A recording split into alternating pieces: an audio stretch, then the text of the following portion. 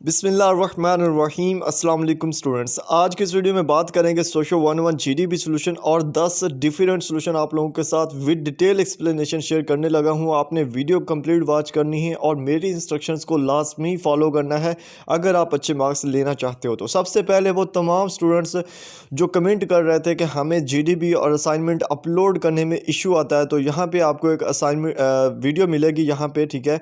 मैंने मोबाइल से बताया है कि किस तरह से आप इजीली कॉपी पेस्ट कर सकते हो असाइनमेंट और जीडीबीज को, यानी कि वहाँ पे सबमिट कैसे कर सकते हो। ये वीडियो आपने देख लेनी है। उसके अलावा चैनल पर न्यू हो, चैनल को आपने लाजमी सब्सक्राइब कर देना। यहाँ पे आप देख सकते हो 500 वीडियोस हो गई हैं, अल्हम्दुलिल्लाह, शुक्र अल्लाह का, बहुत है। अभी हम चले स्टार्ट करते हैं। सबसे पहले मैं आपको इसका क्वेश्चन समझाने की कोशिश करूंगा। अभी बात करते हैं जीडीबी टॉपिक की, और उससे पहले मैं एक चीज़ आपको क्लियर कर दूं। इस वीडियो के अंदर आपको 10 डिफरेंट सोल्यूशन मिलेंगे और आपको बताऊंगा कि उनमें चेंजिंग कैसे करनी है, चैट जीपीटी को यूज़ कैसे करना है और उसको आप डिटेल में कैसे वर्ड लिमिट को पूरा कर सकते हो। गौर से आपने सुनना है। सबसे पहली चीज़ है, हम जीडीबी टॉपिक को डिस्कस करेंगे। हमारे पास क्वेश्चन क्या है, सिंपल क्वेश्चन है। For Durkheim religion is about the separation of sacred from the profane.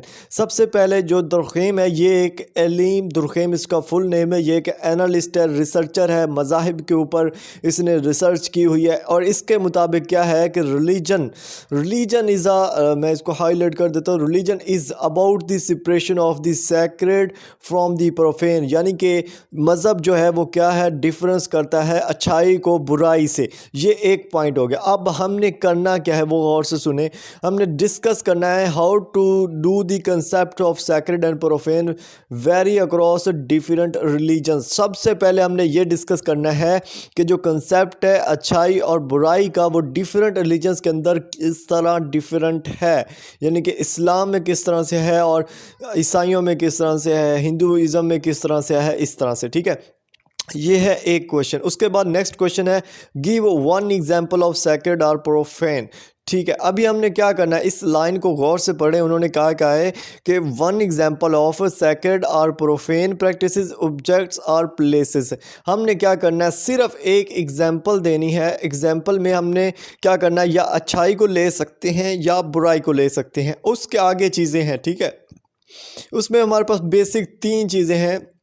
या तो हम अपने मज़हब की प्रैक्टिसेस, यानी कि जो डेली पर हम अपने मज़हब पे चीज़ें अमल करते हैं, जो अमालात हैं जो हम मज़हब के अंदर कर रहे हैं, प्रैक्टिसेस लाइक आपकी रोज़ा, नमाज, ज़कात, हज, ये प्रैक्टिसेस के अंदर आता है। या तो हम इनमें से एक एग्जांपल ले सकते हैं, या ऑब्जेक्ट्स का मतलब है, आप ये कह सकते हो, इसमें हमारे पास खाना काबा आ जाता है, मदीना शरीफ आ जाता है, और हिंदुइज़म के अंदर मंदिर है, ईसाइयों के अंदर, क्रिश्चियन के अंदर जो चर्च हैं, ये ऑब्जेक्ट्स के अंदर आता है। और इसी तरह प्लेसेस की अगर बात करें तो इस्लाम के अंदर जो प्लेसेस हैं उनमें मदीना शरीफ पर आप लिख सकते हो, मक्का पे लिख सकते हो, तो मैं आपको डिटेल से बताऊंगा, ठीक है। ये चीज़ें हमने एक एग्जांपल सेलेक्ट करनी है। आपको यहाँ पे 10 एग्जांपल प्रोवाइड करूँगा, फिर उनके आगे आपने क्या करना है वो गौर से सुन लें कि हमने क्या करना है। एग्जाम्पल सेलेक्ट की, उसके बाद any 5 points how it reflects the believes and values of the religion. तो हमने क्या करना है, हमने कोई भी, यानी कि क्या करना है, हमने उस एग्जाम्पल के 5 पॉइंट लिखने हैं जो क्या कर रहे हो, रिफ्लेक्ट्स कर रहे हो बिलीव्स और वैल्यूज़, जो हमारा रिलीजन इस्लाम है उसकी वैल्यूज़ और बिलीव्स को, अकायद को, यानी कि वहाँ पे वो रिफ्लेक्ट कर रहे हो। यानी कि हमने 5 पॉइंट लिखने। अभी बेसिक क्वेश्चन यही उन्होंने पूछा है।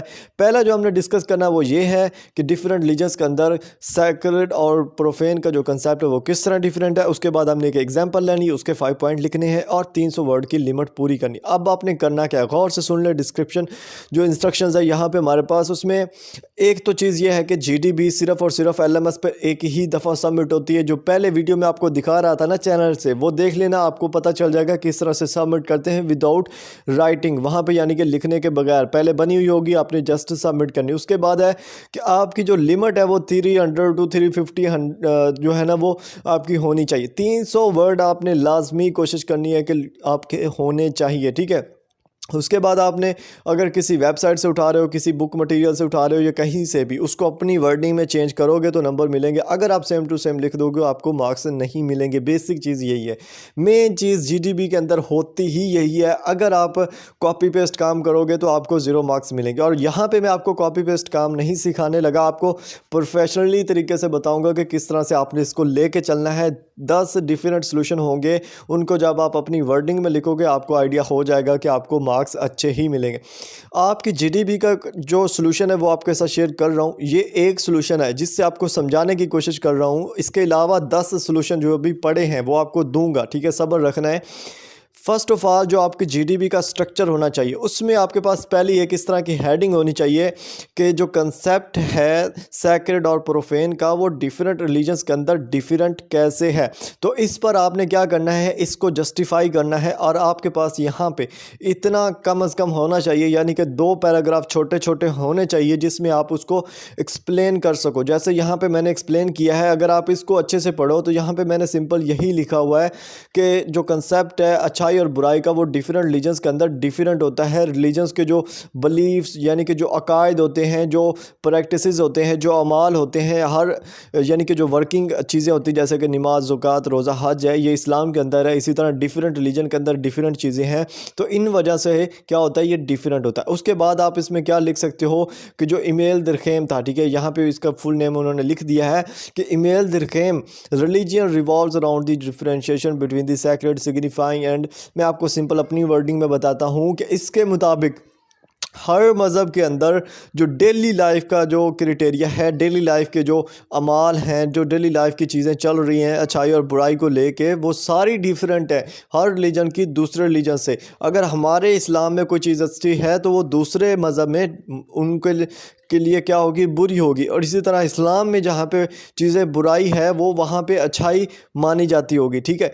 उसके बाद आप यहाँ पे ये लिख सकते हो कि these concept shape the rituals, norms and behaviours with religious communities and reflecting their core believes and values. जितनी भी आपको रस्म और रिवायात जितनी भी मिलती हैं, उनके जो बिहेवियर्स आपको देखने को मिलते हैं रिलीजियस कम्युनिटीज़ के अंदर, वो क्या कर रहे होते हैं, वो उस एक ख़ास मज़हब को डिफ़ाइन कर रहे होते हैं। अगर इस्लाम की बात करें तो इसमें आपको नमाज देखने को मिलती है तो दूर से पता चल जाता है कि ये मुस्लिम है। अगर यही चीज़ इसी तरह के डिफरेंट रिलीजन्स के अंदर हो, जैसे कि चर्च है तो वहाँ पे कुछ वो दुआ कर रहे हो तो वो हमें पता होगा कि वो ईसाई हैं। तो ये क्या है, डिफरेंट रिलीजन्स है, डिफरेंट रिचुअल्स हैं, नॉर्म्स है, रस्म और रिवायात हैं जिनसे हम डिफ़ाइन कर सकते हैं मज़हब को। उसके बाद आप इसमें सिंपल ये चीज़ ऐड कर सकते हो, जैसे यहाँ पे मैंने एग्जांपल में दी। एग्जांपल आपने लाजमी देनी है, एग्जांपल लाजमी देनी है हर मज़हब के अंदर। थोड़ा थोड़ा आपने एक चीज़ को लेके उसकी एग्जांपल देनी है। मैंने क्या एग्जांपल दी है कि हिंदुज़म के अंदर जो गंगा दरिया है, गंगा का,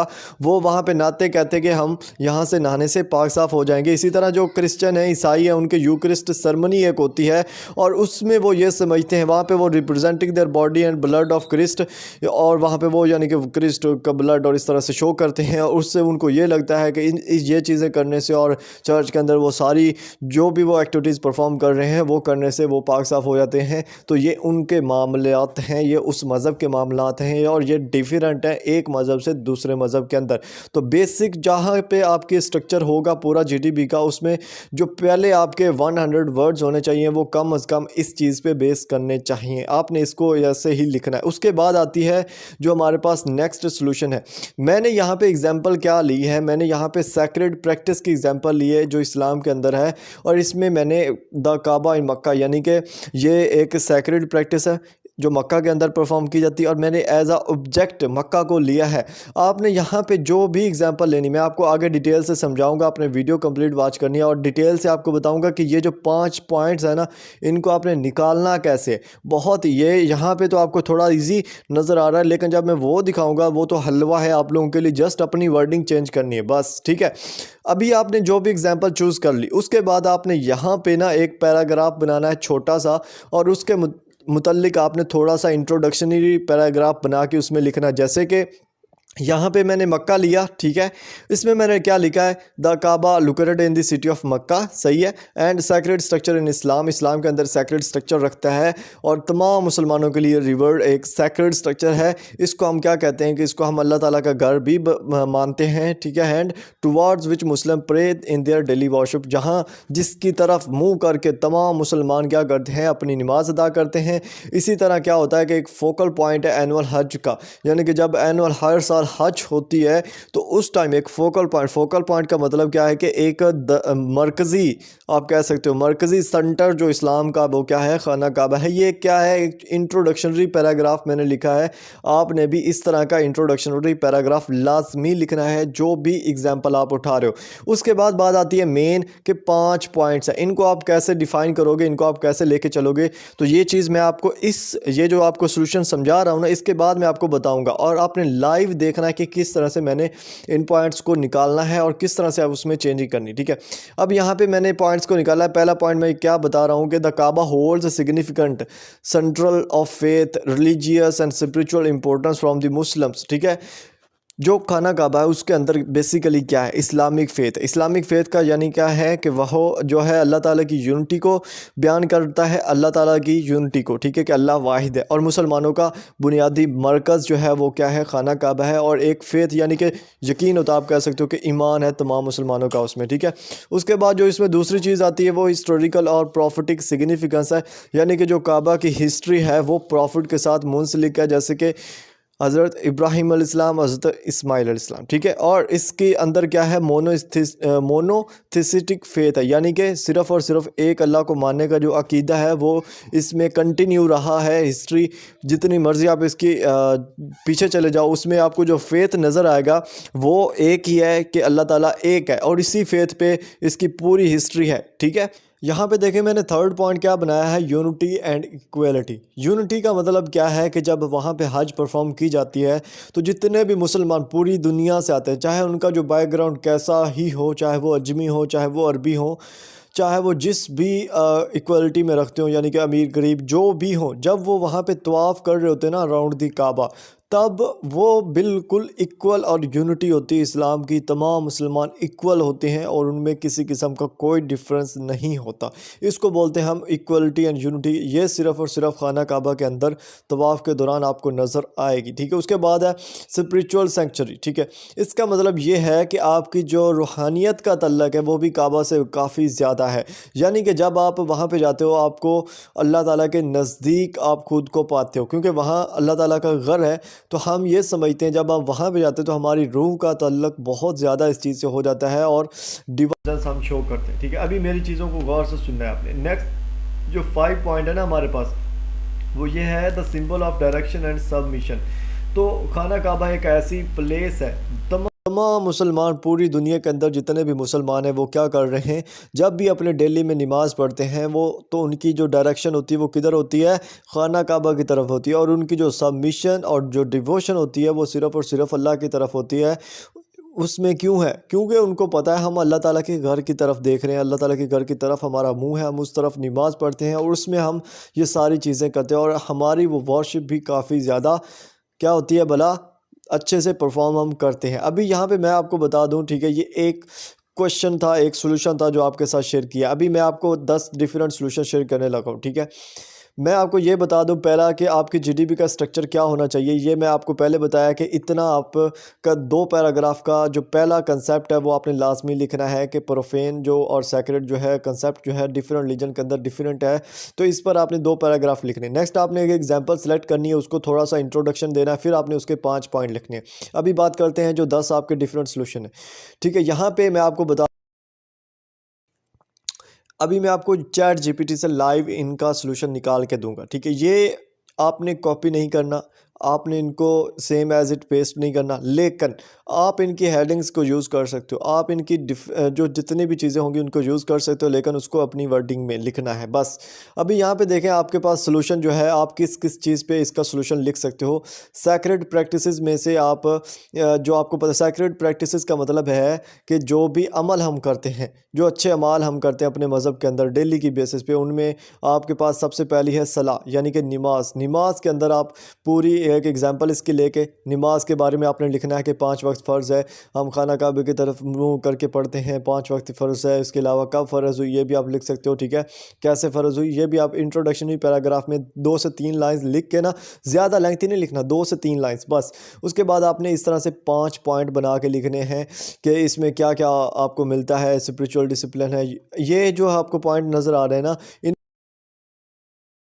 करना है, क्या क्या भला बेसिक्स जो बिलीव्स होंगे और जो आपके यानी कि जो इस्लाम के जो बिलीफ है वो उसको ये कैसे डिफाइन कर रही है। अब आप लोग सोचोगे कि यार ये मैं कैसे करूँगा, ठीक है, आपको एग्जांपल दे रहा हूँ, ठीक है। अब आप सोचोगे कि आप ये कैसे करोगे, तो आपने करना क्या है, क्योंकि हमने यहाँ पे जो चीज़ डिफाइन करनी है ना वो हमारे क्वेश्चन में दी गई। मैं आपको दिखाता हूँ यहाँ पे, अगर आप ना आओ ना तो यहाँ पे उन्होंने क्या कहा है कि गिव वन एग्जांपल, ठीक है। आपने एग्जांपल उठा ली, ठीक है। आपको पता है कि एग्जांपल मेरे पास क्या है, नमाज ही आप कर लो। उसके बाद क्या है, explain any 5 points how it reflects and believes the values of the religion. अब आपने करना क्या है, ये क्या पूछ रहे हैं कि आपने उस एग्जांपल के 5 पॉइंट लिखने हैं जो क्या कर रहे हो, बिलीफ और वैल्यूज़ जो रिलीजन के हैं उनको डिफाइन कर रहे हो। आपने इसको कॉपी करना है, इधर आ जाना है। आपने देखें वो सेम जो लाइन थी वो यहाँ पे आपने पेस्ट करनी है। जब आप पेस्ट करोगे ना यहाँ पे, साथ में आपने जो भी आपको बेस्ट एग्जांपल आपने चूज़ की है, जो आपको लगती कि आसान है, जो आप आसानी से लिख सकते हो, थोड़ा अपनी वर्डिंग पे ऐड कर सकते हो। लाइक मैं यहाँ पे कुरान शरीफ की एग्जांपल ले रहा हूँ और इंटर किया है मैंने। इंटर करोगे ना आपको यहाँ पे ये यूनिक चीज़ें बना के देगा। लेकिन यहाँ पे एक साइड इफ़ेक्ट ये है कि आप चाहे हज़ार लोग भी जाके ये सर्च कर लो ना, इसने जो आंसर देना है वो सेम ही देना है। अब इसलिए चैट जीपीटी को यूज़ नहीं किया जाता, ठीक है। और अगर आप मैं आपको सॉल्यूशन बना के दे देता प्रॉपर, आप सब उनको भी कॉपी करते, तब भी बात सेम ही थी कि आप लोगों ने सेम आंसर को कॉपी किया और आपको मार्क्स 0 मिलेंगे। और सेम यही चीज़ चैट जीपीटी के अंदर भी आती है कि आपने इधर से जब कॉपी करते हैं ना, सेम कॉपी करते हैं ना सेम, तो सेम आपको वो चैट जीपीटी आती है, ठीक है। चैट जीपीटी की एआई डिटेक्शन आती है और उससे आपको क्या होता है कि 0 मार्क्स मिलते हैं, ठीक है। तो ये आपने बिल्कुल नहीं करना। यहाँ पे आपको पूरा आइडिया मिल गया है, पूरा डाटा मिल गया है, ठीक है। जब आपको डाटा मिल गया है ना, अब आपने क्या करना है, यहाँ पे इसको अपनी वर्डिंग में चेंज करना है, ठीक है। यहाँ पे आपके पास जो एग्जांपल्स हैं उनमें सलात है, नमाज है, हज है, ज़कात है, ठीक है। कुरान मजीद है जो कि सैक्रेड ऑब्जेक्ट्स के अंदर आता है। और भी चीज़ें हैं, ठीक है।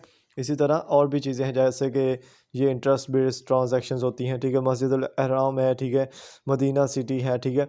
ये 10 हैं डिफरेंट। आपने कोई भी एक सिलेक्ट करनी है। सिलेक्ट करने के बाद उससे रिलेटेड आपने, जैसे मैं आपको बता देता हूँ दोबारा थोड़ा सा, ये चीज़ तो आपने लिखनी ही लिखनी है, ठीक है। इसको भी आपने कोशिश करनी है अपनी वर्डिंग में लिखने के बाद यहाँ पे आपके 2 पैराग्राफ छोटे छोटे हों, 2-2 3-3 लाइन के, ठीक है। उसके बाद आपने जो भी एग्जांपल लेनी है उसका थोड़ा सा तारफ़ आपने लिखना है। तारफ़ लिखने के बाद आपने उसके 5 पॉइंट्स लिखने हैं और उसके लिए ये तारफ़ भी ये आपको लिख के दे रही है। वैसे तो चैट जीपीटी आपको यहाँ पे तारफ़ भी, जैसे कि यहाँ पे आपको देखने को मिल रहा है, the Quran the holy book of Islam is a central foundation source that reflects several, यानी पे ये कुछ अजीब सा लिख के देती है। अगर आप इसको अपनी वर्डिंग में लिखते, जैसे कि कुरान मजीद आप सल्लल्लाहु अलैहि वसल्लम पर नाजिल हुआ, ठीक है। और ये आप ये भी लिख सकते हो कि कब नाजिल हुआ, कंप्लीट पहुंचा, ठीक है। और इसमें आप ये भी लिख सकते हो थोड़ा सा डिटेल में, ठीक है, कि क्या क्या चीज़ें को ये कवर करता है, ठीक है। यानी कि इस्लाम का सबसे पहला जो सोर्स है गाइडेंस का वो क्या है, कुरान मजीद है, ठीक है। उसके अलावा आप इसकी 5 जो पॉइंट्स हैं, सॉरी, उनको डिफ़ाइन कर सकते हो। डिफ़ाइन करने में आपके पास एक बिलीफ आता है, एक वैल्यू आती है। इनकी हेडिंग बनानी है तो भी ठीक है, नहीं बनानी तो भी ठीक है। आपने क्या करना है, जैसे मैंने यहाँ पे इतना सा पैराग्राफ बनाया हुआ, ये 3 लाइंस का, इसमें आप डिफ़ाइन कर सकते हो। इसमें बिलीफ भी आ जाता है, वैल्यू भी आ जाती है कि वो किस तरह से इफ़ेक्ट कर रहे हैं हमारे इस्लाम की वैल्यू और बिलीफ्स को, ठीक है। और इतना करने के बाद अगर आप इनका यानी कि सारी वर्डिंग चेक करो तो यहाँ पे आपको देखने को मिलेगी कि ये 300 प्लस ही होगी, जैसे कि ये 377, ठीक है। यानी कि 350 से भी ज़्यादा ये ऑलरेडी बना पड़ा है, ठीक है। इसी तरह का आपको मिल जाता है। और अगर आप चैट जीपीटी से निकाल रहे हो तो ये 300 से ज़्यादा का तो यही आपको निकाल के दे देता है। लेकिन आप इसको शॉर्ट करो, अपनी वर्डिंग में लिखो और अच्छे से लिख के अपनी असाइनमेंट जीडीबीज़ को सॉरी सबमिट कर दो बस। लेकिन सबमिट एक ही दफ़ा होगी और अपनी वर्डिंग में लिख के दोगे तो नंबर मिल जाएंगे, नहीं तो नंबर नहीं मिलेंगे, ठीक है। यही मेन पॉइंट है आपकी जीडीपी का। तो अपनी वर्डिंग जितनी यूज़ कर लोगे उतना आपको फ़ायदा है। 10 एग्जांपल आपको दे दी हैं।